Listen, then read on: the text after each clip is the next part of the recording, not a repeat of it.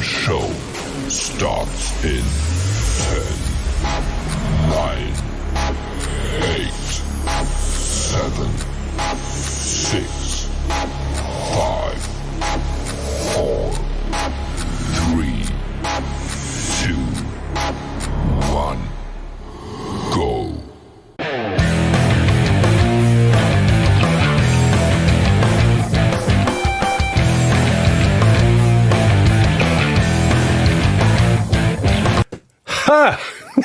Hello, welcome to the loneliest version of the Rokk Show that you've ever seen. It's definitely the laziest. I like to think I go to air like I just don't care.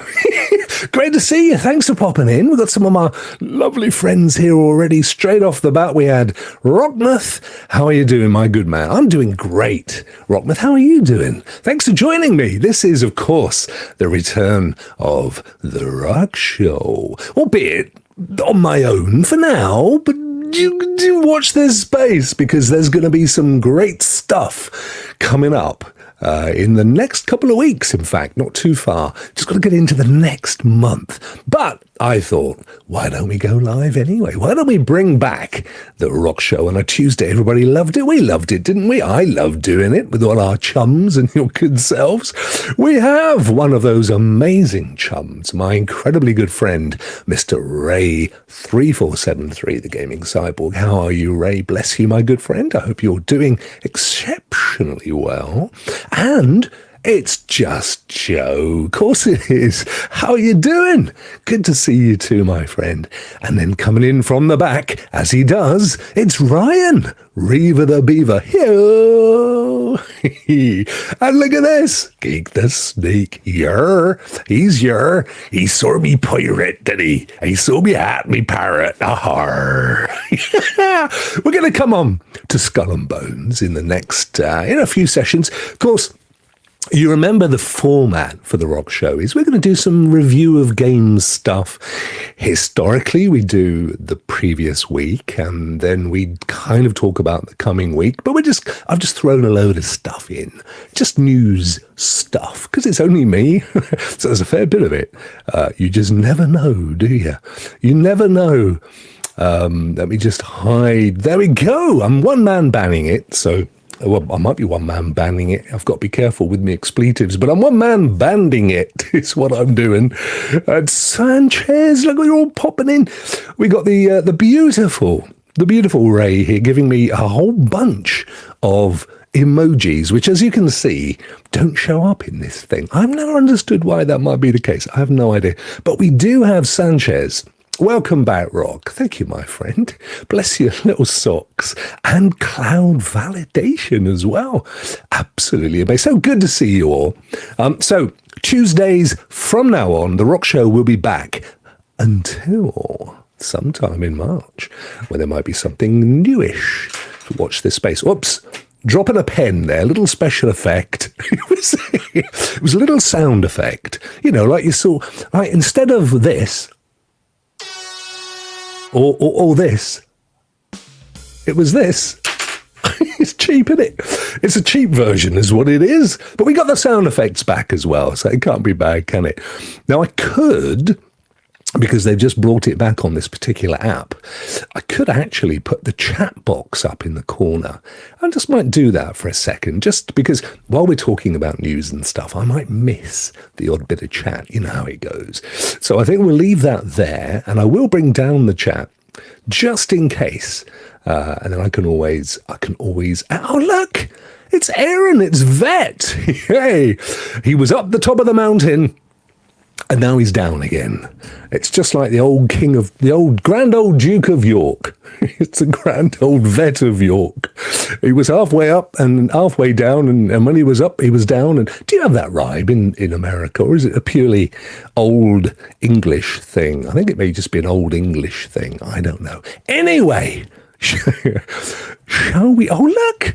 Oh, they're all popping in to say hello. It's young Sam. Samwise Ganges from The Hobbit. And she is about that big as well. She's a tiny little fella, she is. Like, very big feet, but quite small, but perfectly formed. They're like that in Wales. They live just like the hobbits in Wales. Beautiful country. Abutted to England, where tiny people live in caves and stuff. It's very beautiful, beautiful place. Shall we get the news out? Because we got some news right now. I'm just going to guide myself across to my news. Oh yeah, I've got loads of it here. Absolutely tons of it. Let me do this, and then I can share with you. There we go. Look at that. Oh no, Steve Wright has died. I loved Steve Wright. He was a UK legend. Oh, that's put the dampers on me a whole thing. I loved him. 68. He was a mere strapling of a lad.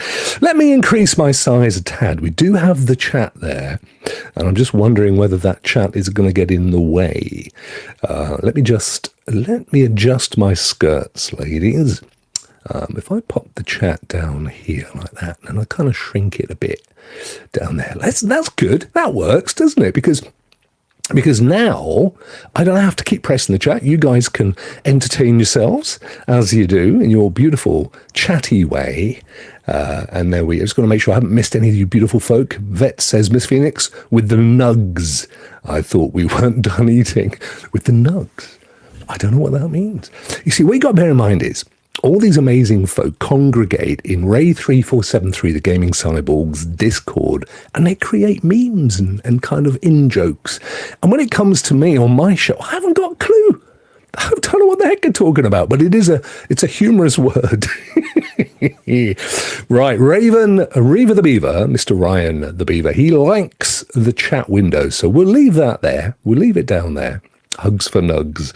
And we will go over to what looks to me, ladies and gentlemen, very suspiciously like an Xbox logo, because this week, in fact, the 15th, which is Thursday, I believe. Where are we? 13th today. So this week, a very controversial podcast featuring all the top brass at Xbox is taking place. It's kind of in response to a leak. Somebody which I think, to be fair, my personal opinion, only this, is that whoever leaked this, they should hunt them down and lynch them. Because what have they done? The rumour goes that they leaked it because they wanted to push this out into the public discourse and, embarrass Microsoft into changing its policy. What they've actually done is probably damaged the brand quite considerably and achieved nothing. So I personally, I'm all for whistleblowers when something's bad going on in an organization. But in this case, I think it's a personal thing. And I don't think it was very clever. And in any case, we'd have all found out about it in due course. What are you talking about, Rokk? I hear you say. Well, so here's the thing. Microsoft apparently are planning also, the rumours go, we don't know officially because we've not been told, and we're going to have this in the business podcast coming Thursday. They're going to be pushing some of their exclusives out to other platforms, as it says here. Nintendo potentially, PS5 potentially. Now, of course, the Xbox audience, those that are exclusively Xbox, are not very happy about this. Very protective of their intellectual property. Of course, we're seeing it now all over the place. PlayStation are pushing games out to PC, so are Xbox. The key thing is this. They're still coming to Game Pass first, guys. Hi-Fi Rush is, as you can see here, one of the games that is being discussed as being pushed out. But it's been out for a little while now. It's not like it's a day and date. None of these are day and date. But Microsoft has to get its return. And there are some rumors that Game Pass hasn't been as successful as they'd like it to be. Of course, the much held belief is that over the coming years, all of the hardware boys are going to be moving more towards their IP, towards their franchises, their games, their copyrighted material, because that's the publishing's where the money is. They're selling the hardware was only ever to lock you in. So, to see that breaking down, I think it makes a heap of commercial sense. And we all know that ultimately it's going to go streaming. We've been saying it on this channel for 4 years, and we've been ridiculed. We've been pilloried, but it's going to happen. Mind my words. We're going to see it happen. So personally, my belief is it's all about keeping Xbox alive. There are people saying, this is going to be the end of Xbox. It'll be the end of Xbox if it can't make a profit. I can promise you that much. I don't think it's a big problem. And I'm talking from the perspective of somebody who has Game Pass Ultimate, has an Xbox Series X, as well as a PS5 and a PC and a Switch, and all those things. I'm not married to a specific platform, but I do understand the idea of trying to make a few quid. Cloud Validation says, here's my tuppence. In the UK, we'd say tuppence, Cloud Validation. We would say 2 cents on your side of the pond. They can put every single exclusive and every single game on as many platforms as possible, as long as it comes to Game Pass first, day in, day and date. And it keeps them from rising or raising the price. Absolutely agree, my friend. That is absolutely my honest opinion as well. The games that are being touted as going to other platforms have already been out for a while. They came to Game Pass first. We all had a chance and have had a chance to play them for several months. Now, of course, Sony have so far been a slightly longer tail before they release them to other platforms. But I think we're going to see that reducing as well. I think what the lesson is from what Sony have been doing, a very, very risk-averse outfit, and indeed what we've seen recently as well with Xbox, with its cloud pushing to Game Pass PC, ultimately then onto GeForce Now, etc., Steam, is that it just makes more money for them. It just makes pure commercial sense. There's no sense in not doing it. Sanchez says, Phoenix, what game would you like from PS and Nintendo? I don't know what Sanchez was saying. Let me go back up a little bit and find out. Adam's in the house. How are you, Rouster? Good to see you, my friend. Just got out of a meeting. Hope I didn't miss too much of the return of Rokk Show. No, we've just been warming up, my friend. We've been waiting for you. We've just been waiting for you. Too early to give everything to PS and Nintendo and get no game in return.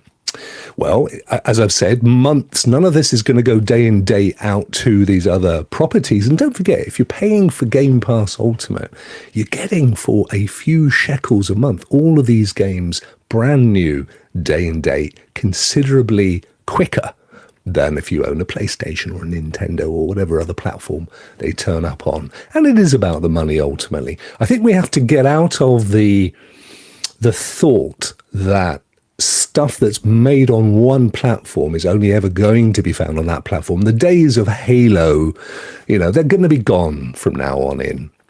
And you can see this anyway. If you look at all of the games that are coming up for Xbox, most of them, I think, are going to end up elsewhere as well, ultimately. But there will be a good time delay. So you do get that advantage. It's a bit like today's Skull and Bones, we're going to cover this in a second, launched on Amazon Luna. And I think you could download it as well if you have a Ubisoft Plus account. But it doesn't go public until Friday, the 16th. So, of course, if you are a subscriber, you've got a couple of days extra grace. Not a great deal of time. But that's the premium you pay for having that part of the subscription. I think it's going to be the same as well. So personally, I think this has been given way too much news time. I think it's fairly obvious that Xbox would have to go this way. And if they keep all the games to themselves, if they keep just think of all the money they've had to pay for Activision Blizzard.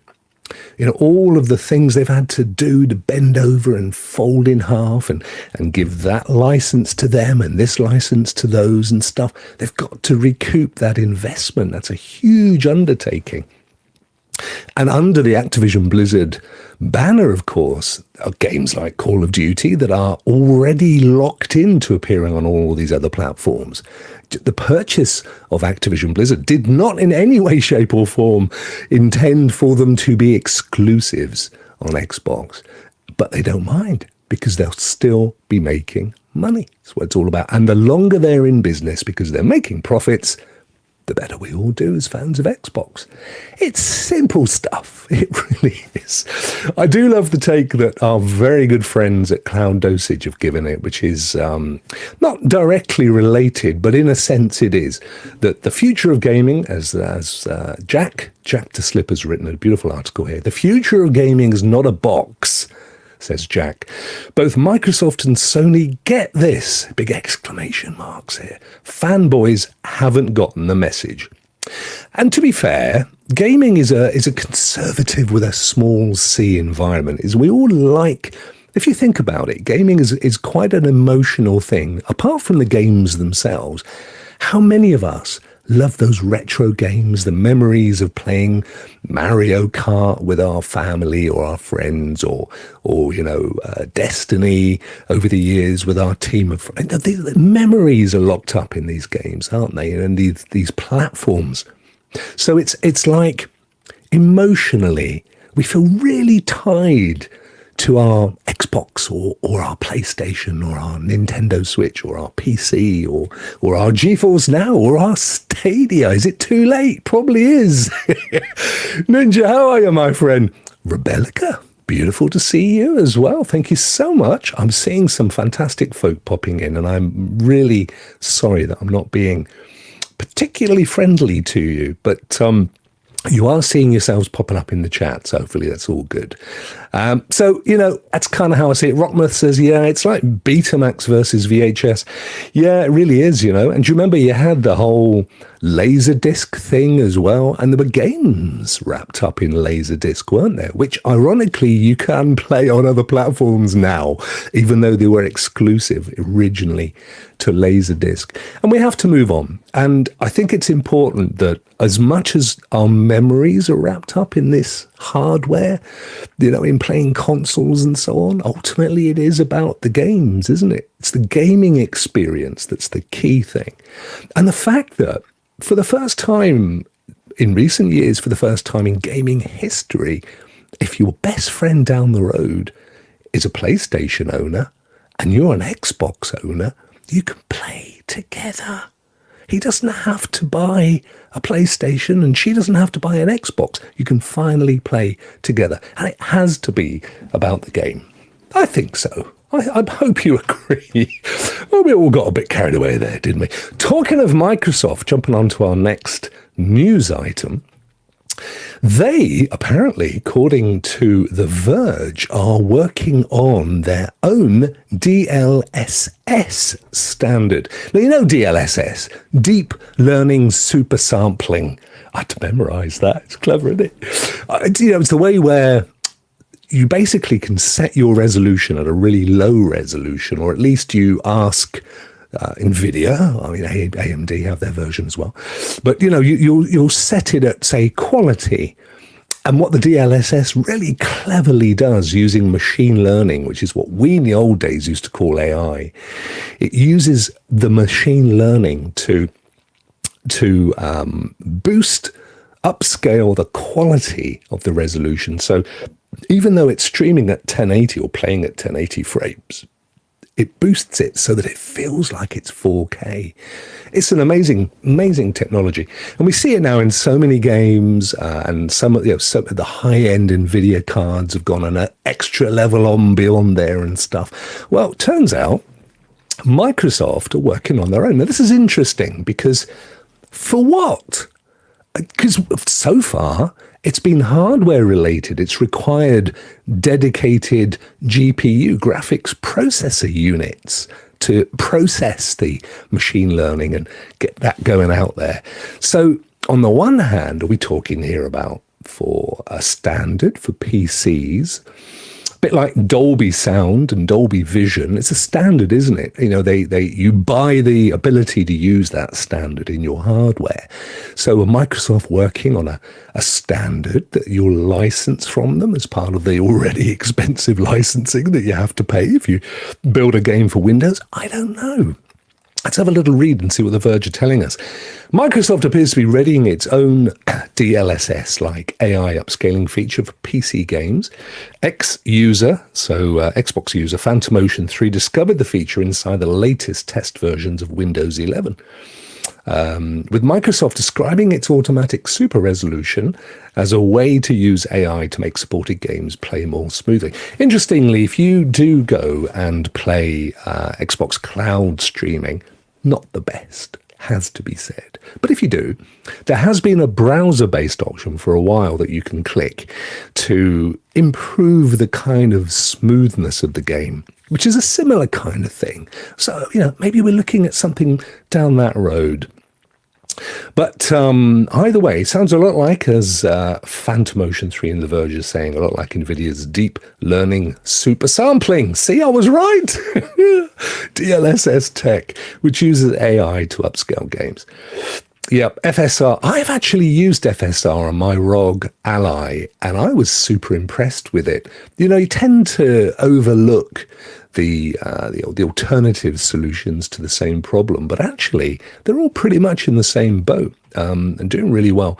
And it just means that, particularly if you're playing on your local system, and let's face it, these days a lot of us are using handhelds, and they're big growth business, like the ROG Ally or the Logitech or the Steam Deck. And actually being able to use some form of DLSS on those devices means that you get a much higher resolution feel, because it is smoke and mirrors. I mean, it is a bit of magic going on there. But being able to play the game at a lower resolution, so obviously it's not such a burden on the CPU and the GPU. So I can absolutely see why it could be a big growth area on some of this hardware, which is limited by the scale and scope of the device. Who knows? Anyway, that's apparently being built into a future Windows 11, and you probably can't see it very well. My apologies, but there is an automatic super resolution here. Use AI to make supported games play more smoothly.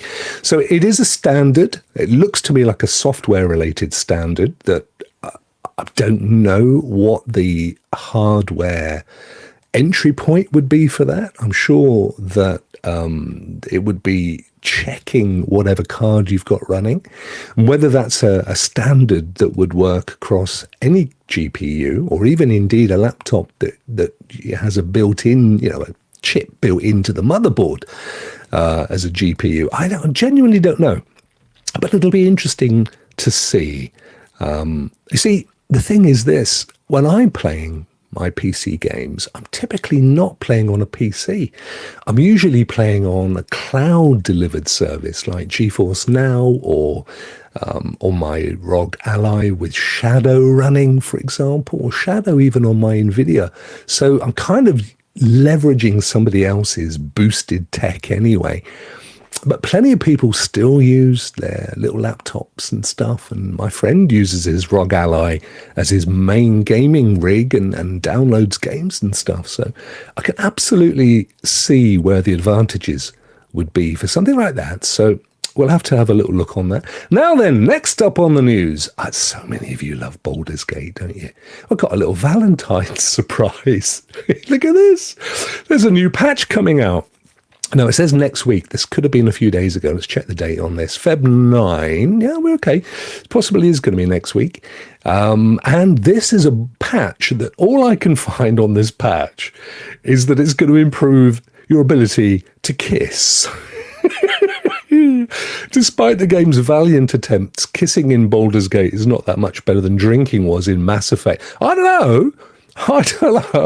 I've seen some raciness in Baldur's Gate. I haven't seen it in my own games, mind you. I seem to miss out on the stuff that I see other people experience. But Baldur's Gate 3 put out a little tweet just the other day, on the 9th or thereabouts. Love is in the air in Faerun, and we've made improvements to locking lips with your romantic partner. Releasing next week, patch 6, which I'm assuming has a ton of stuff, not just the whole schmooching. New legendary actions in honor mode and plenty of bug fixes. Should I press play? Do you guys want to see some tongue action? I kind of think we should, don't you? Sure, here we go.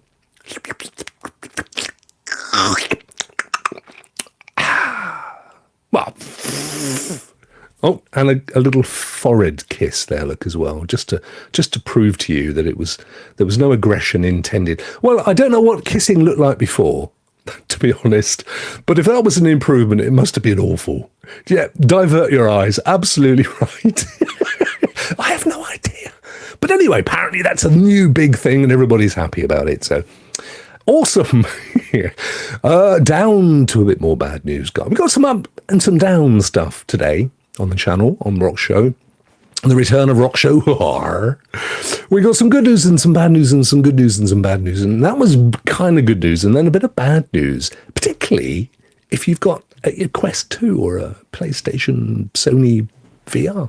Because apparently Ubisoft have not been impressed. They delved into VR with Assassin's Creed recently, and the sales were not impressive. I don't know how much effort goes into taking an existing game. See, I don't think you can just take an existing Assassin's Creed and make it VRable, can you? Because, you got the whole hand bit and stuff. They probably have to almost create a standalone game, which in and of itself is quite an investment. It's no different to them doing a piece of DLC, for example, for a standalone game. It's got a lot of investment in it, and if it doesn't sell, it ain't worth the bother. And apparently it wasn't. Ubisoft's CEO, who in and of himself hasn't come with his own little peccadillos, shall we say, Yves Guillemot, apparently he's been very disappointed. In fact, he said, we've been a bit disappointed, which isn't quite very, but it's on its way there, by what we were able to achieve on VR with Assassin's Creed. It did okay, and it continues to sell, but we thought it would sell more. So we're not increasing our investment on VR at the moment because it needs to take off. I just feel that, guys, what do you think? I am worried that the boat has sailed. I think it's had its best VR. I don't know, I may be wrong. We've been very impressed by what Apple came up with.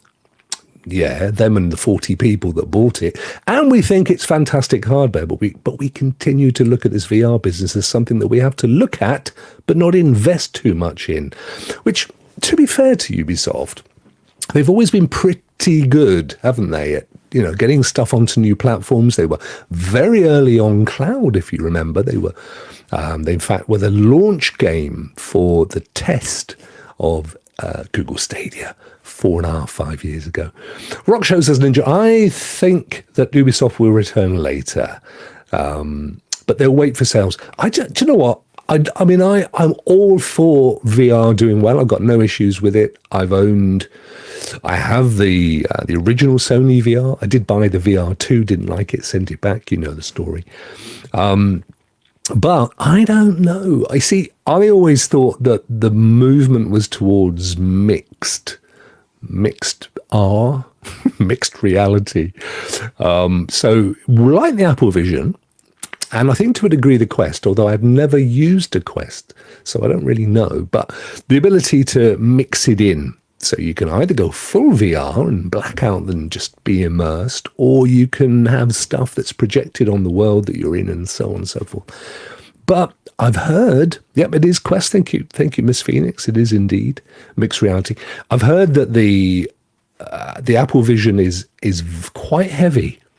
I mean, it is the first version, and they came out with the name Apple Vision Pro, which of course delineates the fact that there's probably a lighter version yet to come. This is the expensive, and at $3.5K, you ain't kidding, right? But I mean, the audience is fairly limited. They didn't make a huge amount, a couple of 100,000, I believe, which I think the sales have been okay on. Well, they would be. There are plenty of people, certainly more than a couple of 100,000 people in the world, prepared to give that a go just for the kick, that have that kind of spare ready. But I don't know that the audience is big enough. It's a bit like how many people invested, not you, but film studios, how many of them invested in 3D movies? Do you remember that was the big thing? You could buy TVs and they'd give you the plastic glasses with the fast, rapidly opening and closing lenses and stuff. And who's got one of those anymore? I mean, died a death. So, but it still exists. Don't get me wrong. I know that it has its fan base, it has an audience, but is it big enough? Is it big enough for these guys to invest in? And I don't know. I think if that's your bag, if you can create a game that is specifically for the VR market. I mean, it says here that it reportedly cancelled Splinter Cell VR. So, I don't know. I mean, yeah, they may come back, but my feeling is it is not going to be a massive growth area for gaming. It's just my belief. I think it's going to have its fan base. And I know Quests have done very, very well, and Zook is putting a shed load of dosh. He almost bet the house on it, didn't he, with Meta initially. But I just don't think most of us... I used mine for a couple of months, got a bit nauseous using it, put it away, haven't seen it since. How many want to try it and get blown away by the initial experience, but then get bored with having to get it out and whack it on and bump into the dog and trip over the coffee table and pay extra and separately for games? I don't know. I think Ubisoft are probably doing the right thing there, if I'm honest. Anyway, good news in the Ubisoft universe. And of course, the subject of today's thumbnail. Skull and Bones, finally, after what seems like they've been working on it since the 15th century. I've only stepped on the dog twice. There's poor dogs, Miss Phoenix. Luckily, she's only this big. So, to the dogs, she's just an annoyance. Bless her. Skull and Bones came out public beta last weekend. And I tell you what, I was super, super, super happy to see people who were on the fence, to be fair. They were a bit, well, if it's not like Black Flag, I'm probably not going to bother. And then to see the response after the beta, everybody was saying, this is fantastic. And they were loving it. And this whole article, which we won't go into, is basically justifying the $70 price tag. But I think with Ubisoft now, they're at a point where the price of the game is secondary to encouraging you to take out a Ubisoft subscription, a Ubisoft Plus subscription. I mean, you could pay $70, absolutely. And if it's a game that you're likely to play for a long, long time, and this is a co-op game, it's a whole open world, it's a live game scenario, so you could play it for a long, long time. You don't have to just play it for a few minutes. And if that's a thing that's likely to drag you in, then it's well worth it. For me, bit of a cash, play a lot of games, but I'm a bit cash. I dip in. I like to complete my games, but I don't come back to them. Once I've done the thing, I've done the thing. And so for me, I would rather get out a subscription, I think, to Ubisoft Plus, which is exactly what I intend to do. I'll be doing that towards the end of the week. I would have done it today because the game did launch today, as I've said earlier, for all the subscribers. But the only place that I believe you can play it in the cloud, which is how I intend to play it, today is on Amazon Luna.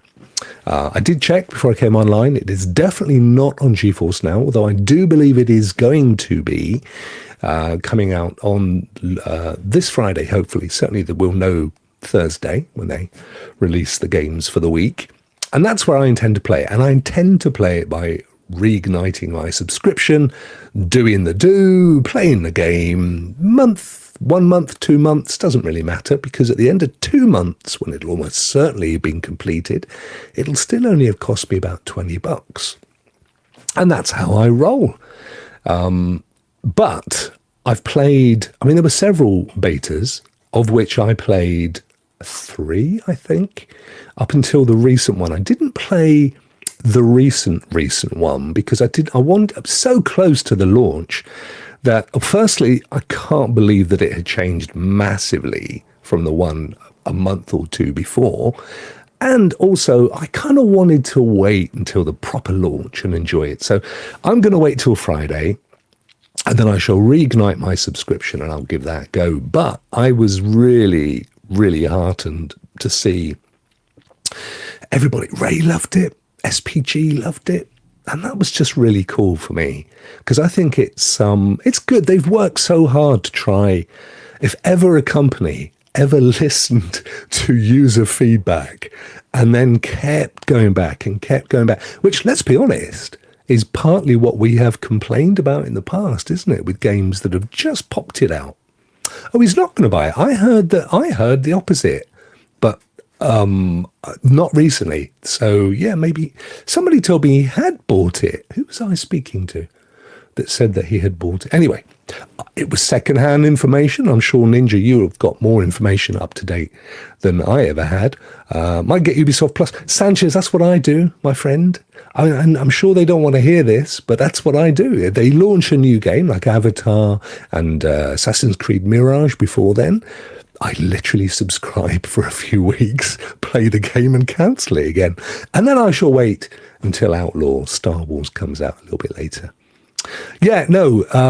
He may not have bought it, Ninja. I genuinely don't know, my friend. I was told secondhand that he had, but I don't know.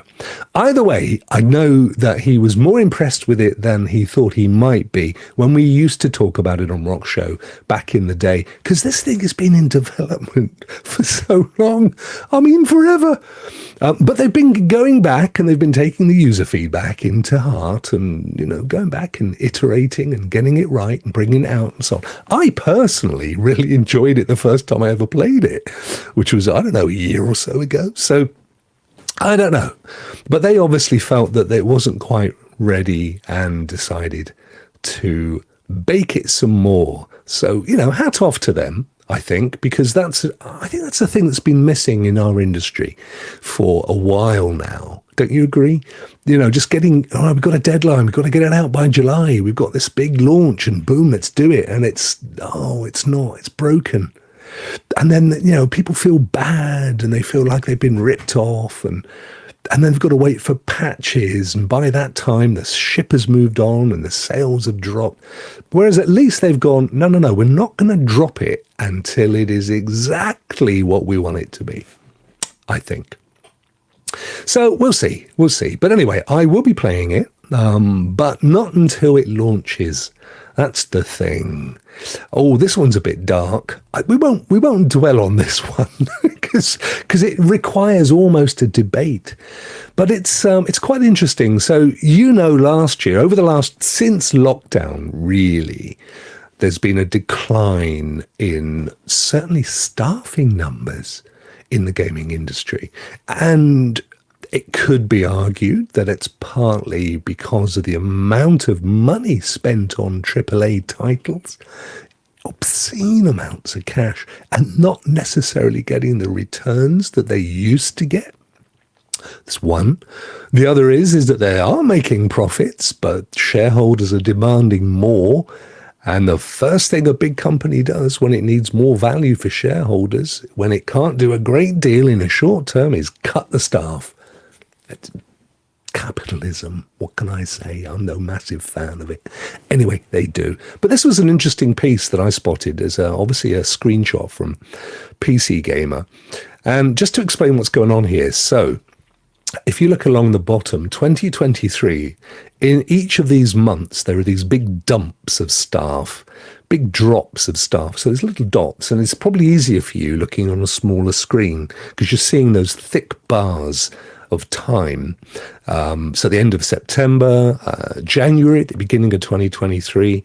So, they're sort of marking, if you look at it, they're almost marking the quarters. Get to a quarter profit release, not as good as we'd hoped. Let's appease the shareholders. We'll get rid of 1,000 staff or what have you. But here's the sad thing. If you look at 2024, which is the little bar over here, January, obviously it's not showing Feb, but as you can see, there's a ton of people ditched in January 24, and the numbers are literally just over 11,200 people in the whole of 2023. Half of those, 6,000 in 2024. Now, if that was it, if it stopped there, hallelujah. But if it's going to take the same move, the same mode that it did in 23, That's a massive worry. Half of all lost staff in 1 year ditched in 1 month. And I don't really know what's driving that. It says here that each dot, these little tiny dots, which you can hardly see, look at this, each dot represents 16,000 people affected. Well, how can there be 16,000 people in a single dot if 11,250 were impacted? Something not quite right in those numbers. But either way, let's put that to one side, because I ain't no statistician. And maths is not my thing. But I think it's still fair to say that if each of these dots was one person, which is more likely, that massive black cloud there in January is a concern. So what's Molly saying here? Molly Warner, senior environment artist at Blizzard. There were a lot of jobs lost around Activision Blizzard, to be fair. I mean, one of the downsides, of course, with any merger or any acquisition is the first thing you look to do is save cost by getting rid of 2 people with the same job, get rid of one of them. That's what you do, right? Overwatch 2 was my passion, says Molly, and my perfect dream job. I'm devastated that my team and I were eliminated despite our importance. But, you know, it's the game industry. It's like the record industry, isn't it? You know, we as consumers think, oh, it's great. It must be great working with Taylor. You know, it's brilliant. Boy George, yeah. But of course, beyond these guys are these super sharp-teethed business people who couldn't give a stuff about the things that we're emotionally attached to. They're only interested in the profits. Dun, dun, dun. But that is a worry. I mean, that is a concern. We need to keep an eye on that, I think. What impact is that going to have on quality of games moving forward? Are we going to see, which I think we have started to see, are we going to start to see a big move towards using cheaper countries to develop games? And by that, I'm talking about that we've seen a lot of games moving out to China, to India, to Eastern Europe, to economies that have been over the generations lower than certainly us. Well, I can't say us. I can't say Britain anymore because we're down there with them. But certainly with my American friends, in comparison, a game developer working out of San Francisco could be on $250,000, even as much as $2 million a year, depending on their quality, versus somebody in China who do it for a bowl of rice and a quick whip round the factory. I mean, I think we're going to be seeing a lot of that going on. And of course, that's not necessarily reflected in these numbers, because these numbers are showing us people that are ditched predominantly frontline. It's studios that are in the UK or in Central Europe or in America, I think. I may be wrong. And it does bear a deeper look, which is exactly what I was saying at the front of that little article, which I wasn't going to dwell on, but I did. But hey, here's some good news. Next month, there's going to be a massive new drop, DLC, or added content, an update, a patch for Spider-Man 2 on PS5. See, that'll eventually come to PC and then spread its little wings, I'm absolutely sure. They're bringing out a new Game Plus mode, so if you have completed Spider-Man 2, and you're feeling like you really want to go back, but what's the point? It's the same game. Well, you're going to have a new Game Plus mode. New Game Plus and other features, so there'll be some other stuff as well. Insomniac Games have announced on Twix. The PS5 exclusive, for now, became the fastest selling game in PlayStation history. I didn't know that. When it debuted last October, was it that long ago? I thought, crikey, I thought it was a lot closer than that. Selling more than 2.5 million copies in 24 hours. Wow. Big round of applause for Insomniac. But to be fair, I mean, the lineage of the games has been amazing, hasn't it? The original Spider-Man games. And, Miles Morales. I mean, these are just superb titles. I've yet to play it, to be honest with you, because I'm banking on it coming to PlayStation Plus at some point in the not too distant future, maybe a year down the road. But that's how I'm going to get it. absolutely convinced. So it's going to work for me. Right. Oh, yes. The next news item, which involves me. Yes, it does, ladies and gentlemen, because you can't see that it's me. But this was me streaming this morning. It is. I was playing very, very early. You can go and watch it. I was playing the brand new Banishers, Ghosts of New Eden, about an hour and a half's worth. And then I ended, this is a true story, and then a little bit later, I picked it up again, give it a little go, and guess what? I was like 5 minutes away from the opening credits, and I would have been through the tutorial and everything. So enjoy the video, by all means, but do know that it's quite good because there's no spoilers, because there's a bit that happens just shortly afterwards that is, in essence, the kind of setup for the game. So I'll give you my potted. It's an action RPG. It's from Focus, and it reminded me a little bit of Plague Tale and Plague Tale Innocence. Not only is it kind of set in the same times, but it's actually set in New England, America. And these two characters actually throughout the entire game. You have, I think she's called Andrea, and he's called Red. He's a Scot, beautiful accent. She is, I believe, Jamaican. I'm not 100% sure. They are an item in the game. I don't want to give anything away, though, guys, so I'm not going to. You're going to need to play it. But it launched today, brand new, hot off the presses. I was lucky because GeForce Now gave me a code on Steam, so that's how I was able to give it a little play earlier. But yeah, definitely a Plague Tale vibe, Ninja. It's in that kind of space. It's a third-party action RPG. You do develop your characters. They have various powers and things. You are a banisher, which is a brand new concept. It's a sort of, I suppose, you're banishing ghosts is what you're doing in haunted places, but it isn't ghosty. It's not spooky dooky. I think it's Peggy 16. But yeah, because there's a bit of blood and gore and what have you. And you essentially go through this fairly sizable world, but it is linear. I mean, it's sort of open world, but in the same sense as Gears of War was open world, in as much as it wasn't. You could go backwards and forwards, and sometimes you could deviate and, find treasure, which you can absolutely do here.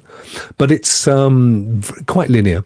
But as you work your way through the world, you come across characters who have been haunted, and you have to rid them of this experience by solving clues and things. It's quite good. I mean, I've only given it a couple of hours, 2-3 hours tops so far, so I can't honestly give you a chapter and verse review of it, although I've seen the numbers are pretty good, I think, so far. People have been, it's a high quality game, good acting, good script. Would I find it boring over time? I don't know as yet. I think I've got the measure of the game, but sometimes these things, I'll often say, I think I'm bored with it. And then I stick with it and I come back and say, wow, it's one of the best games we've ever played. It opened out. There is something which, again, I'm not going to give you a spoiler, but there is a decision that you need to make fairly early on in the game. Not expanding on this, that dictates how you play the rest of the game and impacts on the end of the game. So, and it's actually quite difficult. When I got to the point where I had to make this choice, I struggled with knowing which way to go. So it'll be interesting once people get there. I'll be interested to see what people choose, and I'm sure they're gathering the data up at Focus HQ to see which way of these two ways to play the game people have gone. So that'll be fascinating, but definitely a great game. That's launched today. I don't know how much it is. I should really have done my prep on that. My apologies in advance, because I got it for free. What can I say? But yeah, if you liked Plague Tale, I think this is the kind of game that you will equally enjoy. So definitely one for Cowboy. I think and King of Entertainment will enjoy this one. I know Ray's going to be streaming, I think, tomorrow. He did mention he was going to be doing it around Valentine's. And Ray, I think you may or may not know, but I think that's a really, really good reason to stream it. And as you play the game, it'll become more obvious why as well. There's something strange in your neighborhood. But anyway, that was that. Right, that is the news, ladies and gentlemen. We're going to quickly do a quick run through of... Now, of course, this is the point in the show, in the old days, when we would be doing Ray's Praise. Well, yeah, we'll keep an eye on that one. It might come back. You never know what I'm saying. Hint, hint.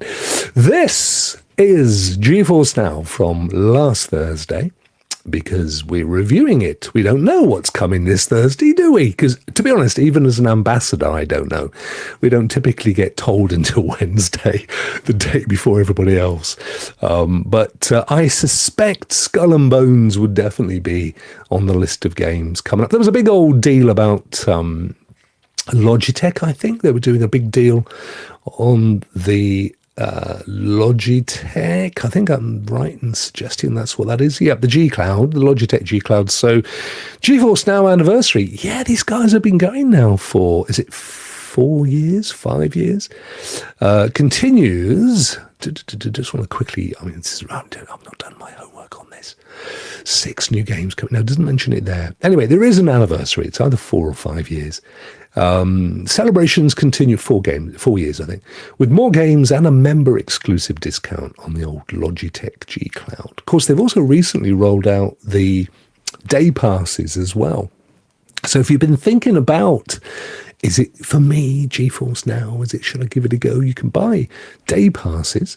And I would definitely, if you're going to do that, I would definitely say, just get a month's worth of Ultimate. I don't think it's much more than a day's worth or a couple of days worth, but give it a go. It's a good investment. Get your gran to lend it to you. Just don't need my comics this week, Nan. Nan, I don't need my comics and my Fanta, my soda. I don't need them. Give me a month's worth of Ultimate. GeForce Now Ultimate. Go on, do it. Do it, Nan. All right, Sonny. You scamming me again, aren't you? But these are the games what came out this weekish.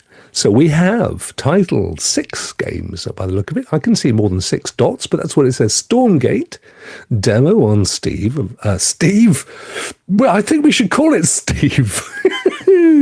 From now on, my Steve deck. That's what I'm going to call it, the Steve deck. Available from the 5th to the 12th. So that was yesterday for the demo. Steam's Next Fest, Stormgate. So you missed out on that one. Sorry. The Inquisitor, new release, Steam, Feb 8th. That's this fellow up here.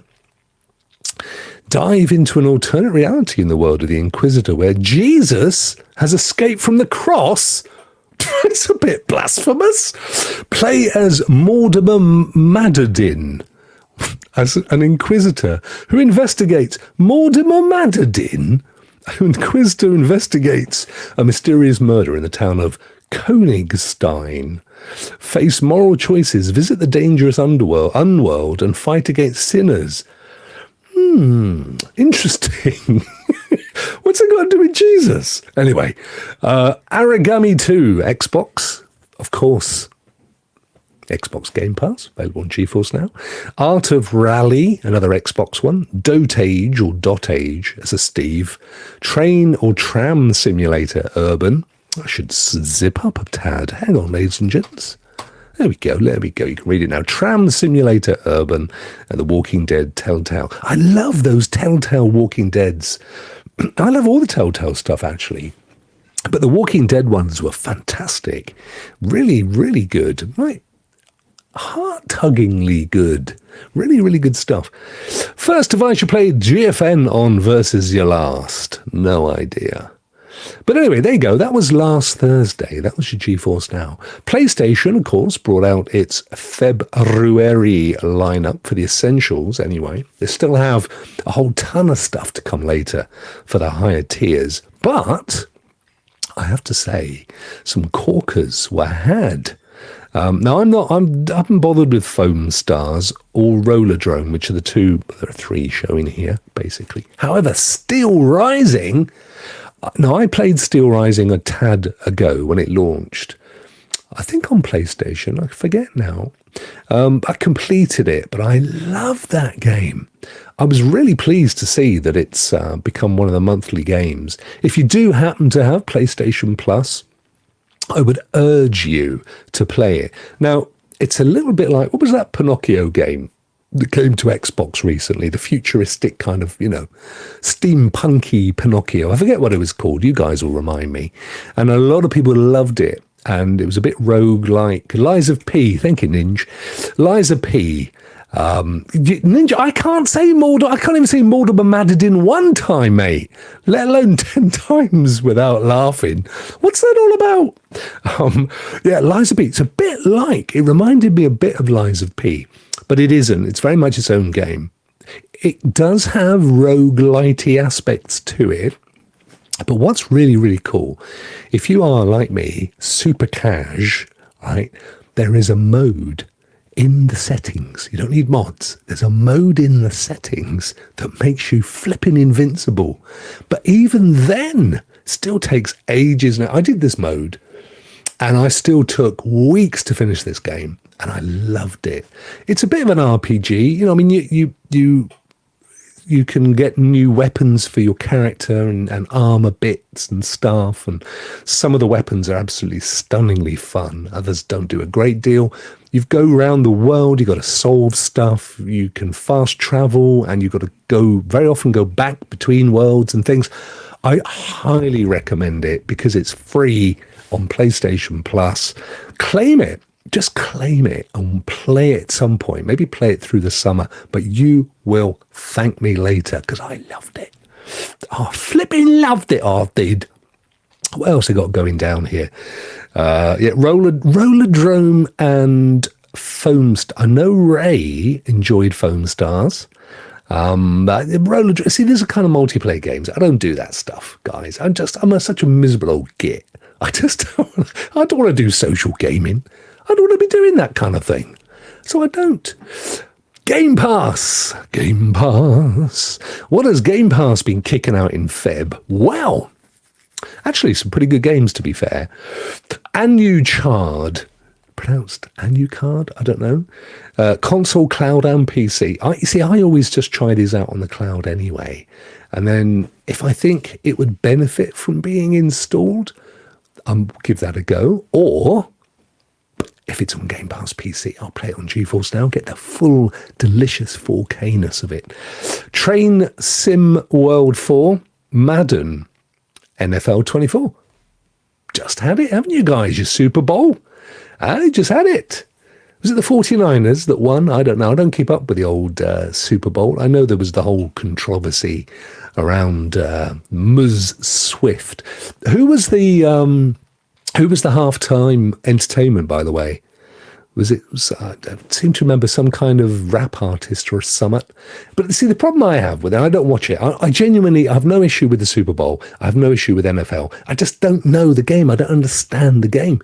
But the bit that Usher, thank you. Usher, he's kind of Drake-ish, isn't he? I can't remember. But the problem I have with it is like every 30 seconds there's an ad break. That would drive me potty. I deliberately only watched streamed entertainment to avoid the ads. And when we do watch stuff that's been on terrestrial, as we have in the UK, I record it so I can fast forward through the ads. It's brain acid. Nobody needs it. We don't want that. Unless you're on TikTok, in which case that's all you got. That's it. TikTok. Every video's an advert. Hidden away, pretending to be a sponsored video, but it's an advert. Resident Evil 3. What a game. That's a corker. That's a cracker. That's a really great game to get on Xbox. Bloodstained Ritual of the Night. A little to the left. Is that like a gentleman tailor sim? Gentleman's tailor. A little to the left, sir. Let me just stitch those for you. Could be. Plate Up. That's going to be one of those food, Yeah, you know the one. Return to Grace. That looks good. Return to Grace. I'm not so sure. I'm a bit worried about A Little to the Left, I have to say. Games leaving Xbox. Galactic Civilizations 3. Opus, Echo of Star Song. Don't know that we ever worried, did we, about those? Were you worried about those? Anyway, if you didn't play them and you wanted to, you're out of luck, dude. There was a massive patch that dropped for Starfield over the last week or so. Apparently, it adds tons to the game. I did dip in quickly because that's another one where I'm maybe 2/3 of the way through. Same as with Baldur's Gate and Cyberpunk. I've got these big games that I'm just not quite finished. But I was reminded, actually, it's a pretty good game. It's okay. I think we were all a little bit perturbed when it first launched because we were under the impression that we could go to these millions of stars and they would all be different stuff. And it turned out to not quite be that. Where had we seen that before? But nonetheless, it's okay. And I have to say, I will go back to it because it's all right. Finally, on our roundup, I do have some Boosteroid news as well.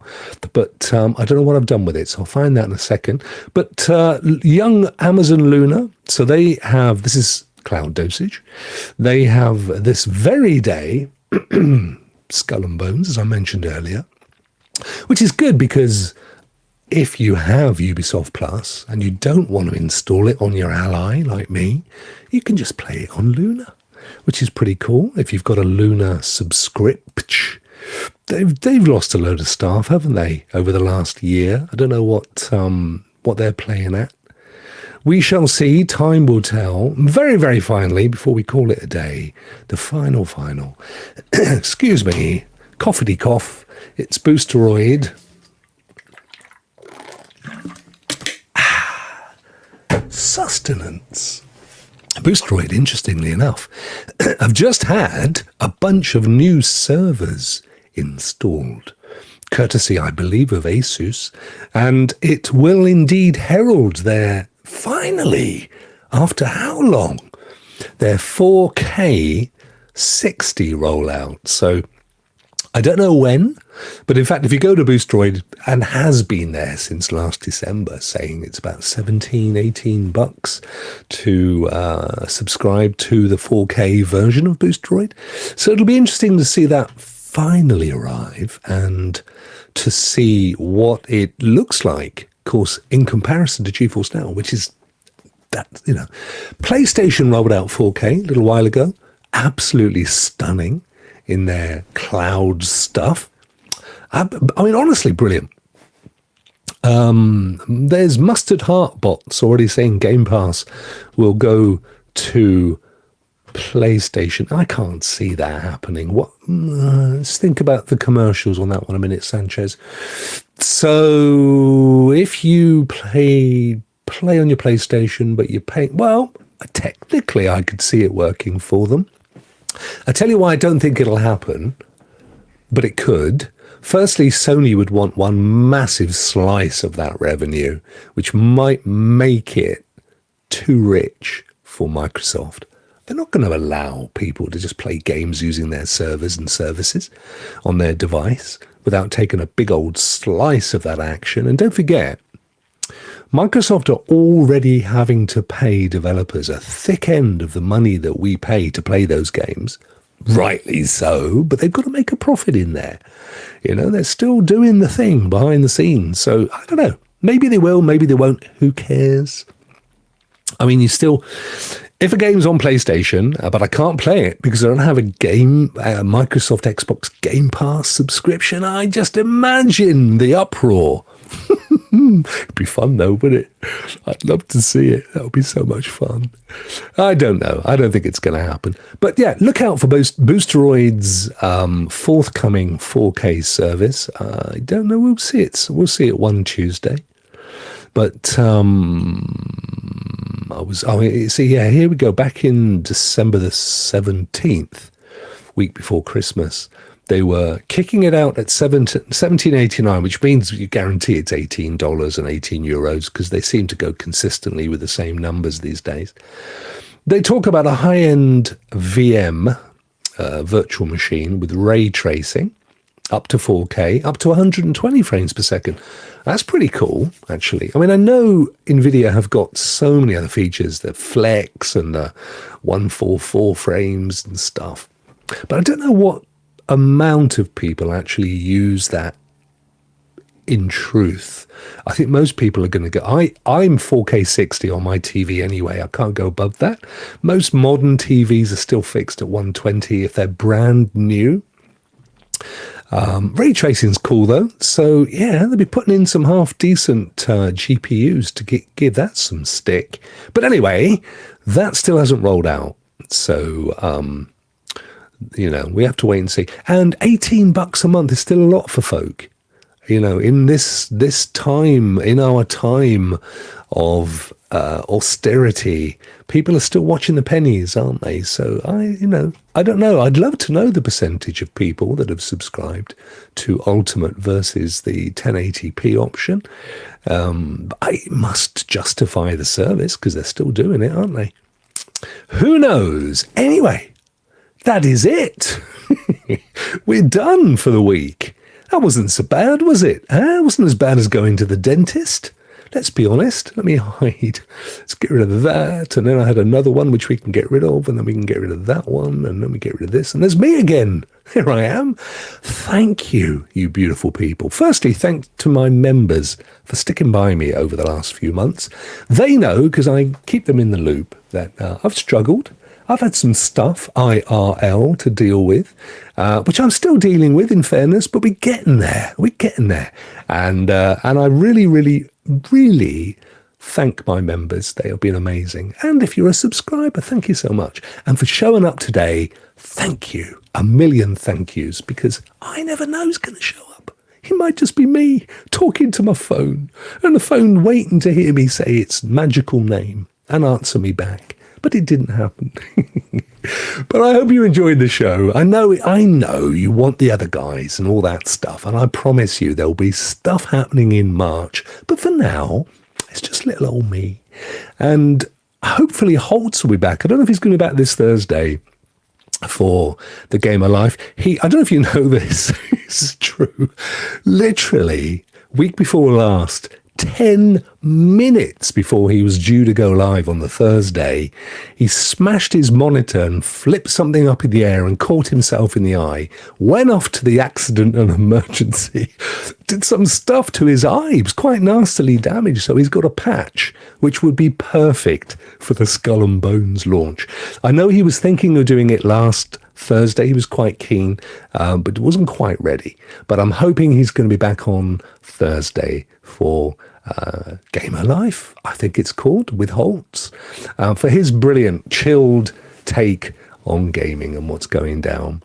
So thank you all, as I've said, you wonderful, wonderful human beings.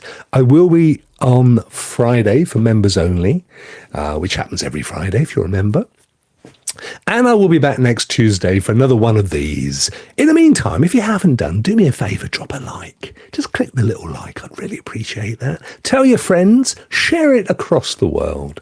And either way, I hope you've enjoyed the show. I've certainly enjoyed your company. And I shall see you fellas and fellaresses this time next week. Have a cracking week. And do not game rage. It is bad for you. Gets your blood pressure up. Don't be doing that. Chill out. Stay safe. Enjoy your gaming. Rock out. Bye.